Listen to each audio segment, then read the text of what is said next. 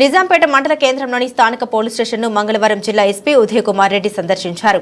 ఈ సందర్భంగా ఆయన మీడియాతో మాట్లాడుతూ జిల్లా ఎస్పీగా బాధ్యతలు చేపట్టిన సందర్భంగా పోలీస్ స్టేషన్ను సందర్శించామన్నారు. పోలీస్ స్టేషన్ పరిధిలో ఉన్నటువంటి కేసు వివరాలను అడిగి తెలుసుకున్నామన్నారు.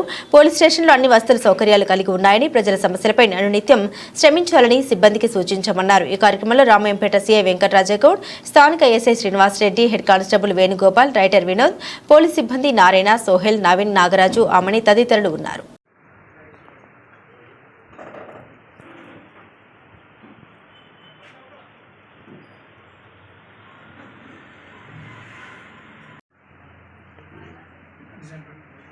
ఈరోజు నిజాంపేట పోలీస్ స్టేషన్ విజిట్ చేయడానికి వచ్చాను. నేను కొత్తగా నేను ఛార్జ్ తీసుకున్నాను కాబట్టి అన్ని పోలీస్ స్టేషన్లో తిరిగే దాంట్లో భాగంగా ఈ పోలీస్ స్టేషన్ విజిట్ చేయడం జరిగింది. ఇక్కడ సిబ్బందిని అందరినీ కూడా ఫాలోయింగ్ చేసి వాళ్ళ విధులు ఎవరెవరు ఏమేమి పనిచేస్తున్నారో అన్నీ అడగడం జరిగింది. తర్వాత ఈ ఏరియాలో ఎటువంటి కంప్లైంట్స్ వస్తాయి, పోలీస్ స్పందన ఎట్లుంది, ఇమ్మీడియట్గా సత్వరమే వచ్చిన కంప్లైంట్ మీద చర్య తీసుకుంటాం లేదా, వాటన్నిటి మీద కూడా వివరాలు సేకరించడం.